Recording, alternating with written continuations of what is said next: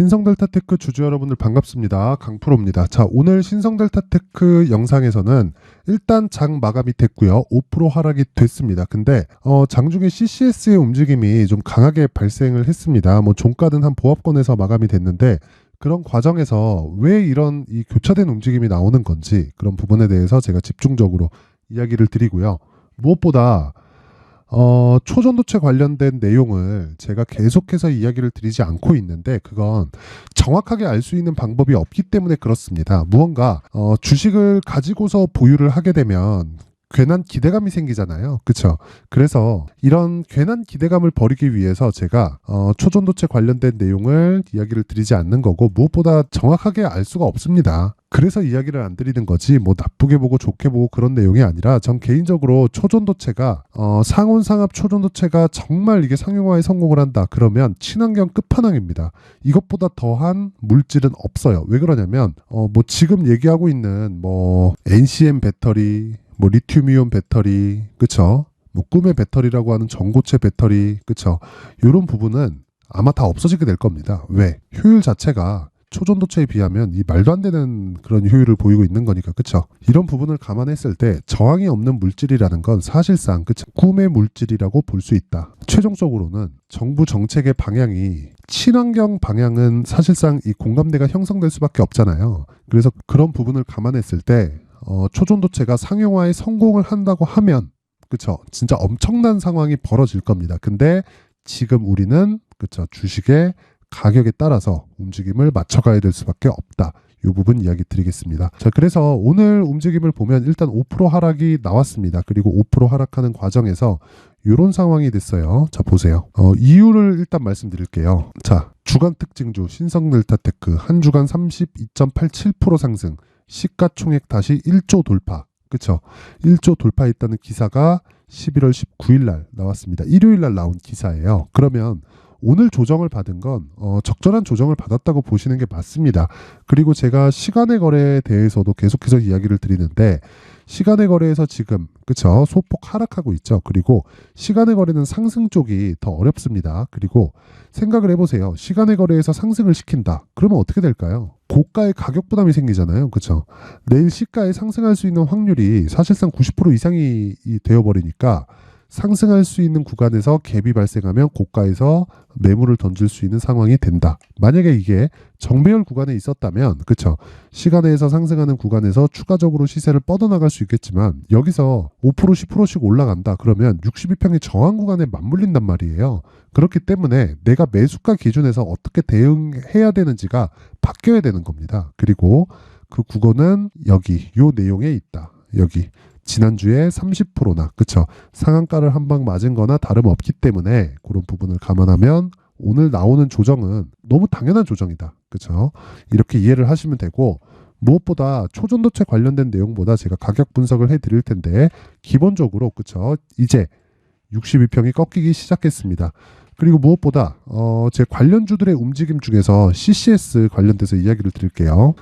지금 CCS가 이렇게 상승 구간을 만들어 놓은 건 일단 세력의 장난질이 맞습니다. 왜 그러냐면 CCS는 기본적으로 동전주밖에 되지 않았습니다. 그리고 이 충남방송인가 충북방송인가 그렇죠 이게 원래 그렇죠. 근데 여기서 무슨 뭐 초전도체 사업을 하겠다고 그리고 뭐 퀀텀 에너지 연구소의 뭐 중요 인력들이 여길 가가지고 이사 등재를 하고 있고 이런 얘기들이 자꾸 막 나와요. 근데 생각을 해보세요. 일단 뭐 여기서 뭐 인수하는 과정에서 담보권도 걸려 있고 그 기간이 1월 9일까지 걸려 있고 계속해서 재료를 만들잖아요. 그러면 기본적으로 여기 CCS의 상황은 1월 9일 전에 모든 게 다 끝날 겁니다. 1월 9일 전에. 여기는 그냥 딱 못 받고 보시면 돼요. 물론 거기서 뭐 지금 받아왔었던 그 물량들 있죠. 그쵸? 여기 지금 200억에 컨텐츠 하우스 210 그쵸? 거기서 200억의 물량을 샀는데 이때 당시에 가격이 한 500억 정도 됐었단 말이에요. 20한 5% 정도 물량을 넘기는데 여기 나오는 내용이에요. 여기 보시면 쭉 보시면 자 보세요. 컨텐츠 하우스 210이 24.2% 그쵸? 이게 한 25% 정도 되잖아요. 그러면 고가 시총 대비해서 보면 보세요. 대략 한 지금 시가총액이 요 정도 나오거든요. 지금 1,500억 그러면 20% 정도 상승했다. 그쵸? 그러면 얼마 정도 나오죠? 2천억 가까이 되죠. 거기서 25% 정도 물량을 잡으면 500억 정도의 평가 차익을 받잖아요. 그러면 500억에 대한 지분 가치를, 그렇죠, 경영권 프리미엄도 더해지지 않은 가격, 오히려 마이너스 프리미엄을 주고 200억에 매각을 했다는 건, 그렇죠, 뭔가 의도하는 바가 있다. 그렇죠. 여기는 작전이 제대로 걸려 있는 겁니다. 근데 여기서, 그렇죠, 퀀텀 연구소에 대한 뭐 인력이 뭐 왔다 갔다 하고 뭐 그런 내용들이 있다 보니까 이쪽이 움직일 때는 이쪽이 빠지고, 그렇죠, 이쪽이 움직일 때는 이쪽이 빠지고, 이런 상황이 계속 벌어진단 말이에요. 그래서 한 군데만 딱 보자. 그리고 한 군데를 보는 과정에서 CCS도 시세가 한 방 남았고요. 그건 20일 이평선을 이탈한 다음이 될 겁니다. 이 구간에서 보면 되고, 그리고 나서 신성 델타테크 같은 경우에는, 그렇죠, 기본적으로 밸류에이션이 갖춰져 있습니다. 물론 그 밸류에이션을 기준해서 신성 델타테크의 지금 가격, 그렇죠, 시가총액 1조 원 정도의 가격을 대입해서 본다면 싼 가격은 아니에요. 근데 주가는 미래를 반영해서 주가가 올라가기 때문에 지금 반영한다는 뭐 그 가격대를 막 굳이 뭐 밸류에이션을 따져가면서 그럴 게 아니라 우리가 가격을 먼저 따지자. 가격을.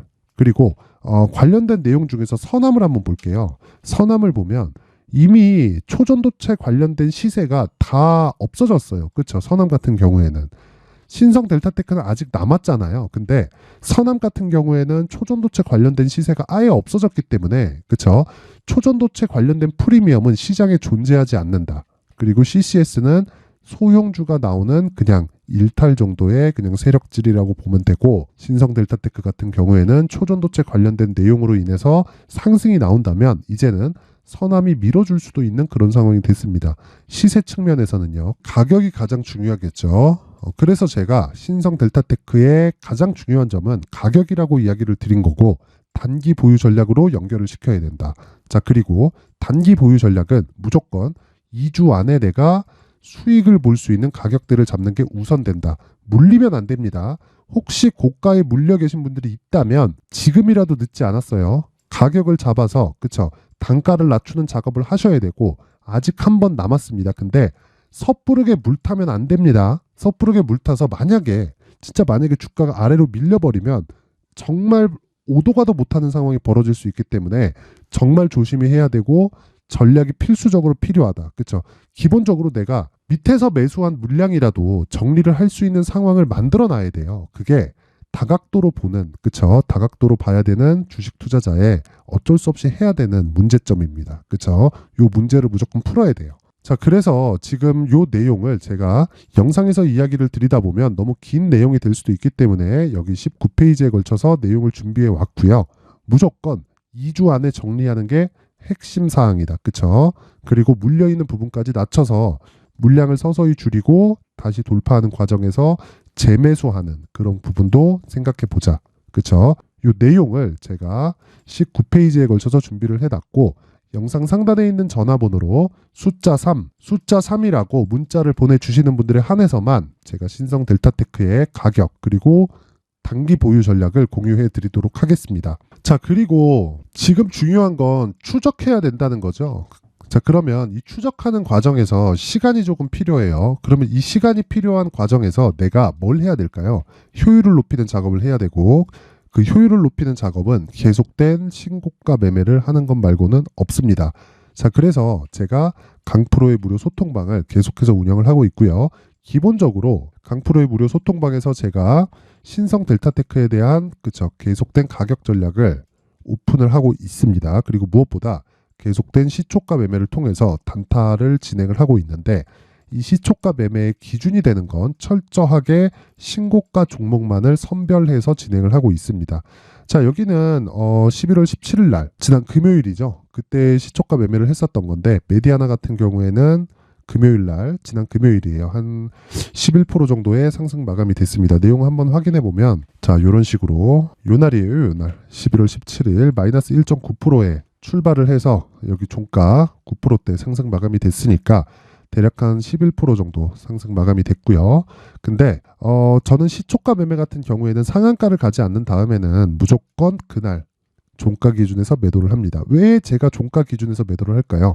정확한 고점은 누구도 파악할 수 없기 때문에 그렇습니다. 그 어느 누구도 정확한 고점에 대해서 알 수 없다. 그쵸? 그리고 나니까 다음날 상한가를 가버립니다. 주식이라는 게 원래 이래요. 이런 부분을 절대로 간과하고 있지 말자. 그쵸? 고가를 알려고 하지 말자. 그쵸? 이 내용이 오늘 제가 이야기를 드리는 핵심 내용입니다. 그리고 저가에 대한 부분도 제가 추적이 필요하다고 이야기를 드렸었던 것도 정확한 저가를 알 수 없기 때문이고요. 올라가는 과정에서 그쵸? 확인이 필요하다고 했었던 것도 저가를 알 수 없고 하지만 시세가 시작하는 구간에서는 파악이 가능하다. 그쵸? 그래서 이런 매매를 할 수 있다는 겁니다. 근데 기본적으로 신고가에 대한 구조를 철저하게 따라가고 있죠. 여기. 그러면 자, 내가 10%, 20%씩 수익을 내기 위해서는 어느 정도의 추적이 필요하단 겁니까?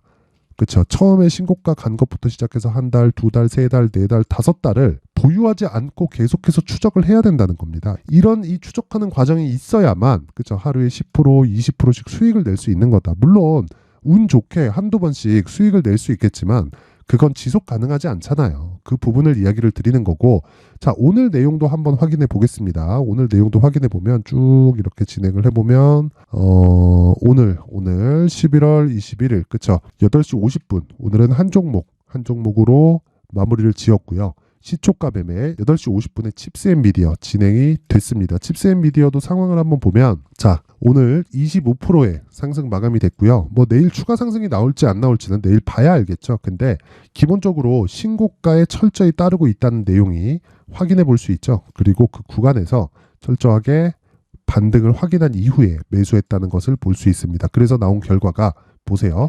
시가 3.1% 그리고 종가 25%까지 나오니까 하루에 20% 이상의 수익 구간에 들어왔다는 겁니다. 그렇죠?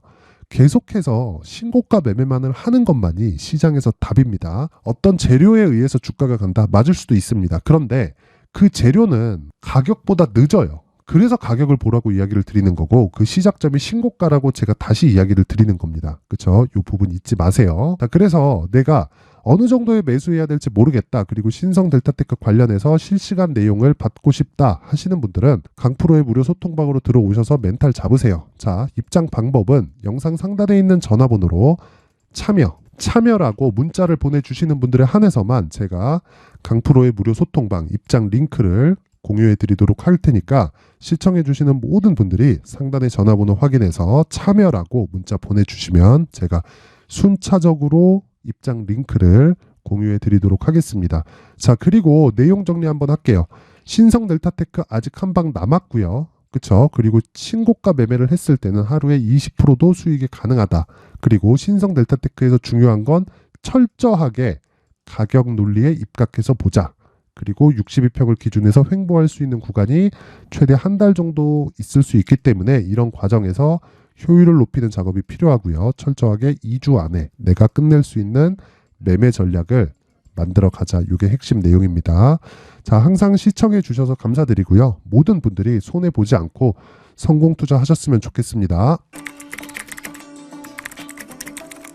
자, 이제 23년도 다 끝나가지만 매매를 하시면서 스트레스를 받으시는 분들이 있을 수 있습니다. 시장이 항상 그렇긴 하지만 그래도 제 구독자분들과 시청해주시는 분들을 위해서 앞으로 차기 주도주가 될 수 있는 대시세 종목을 준비를 해왔습니다. 단타나 짧은 수익만을 쫓다 보면요. 잦은 손절로 계좌가 망가지는 건 순식간이고요. 그만큼 수익하고는 거리가 멀어지겠죠. 장기간 유지하기가 어렵기 때문입니다.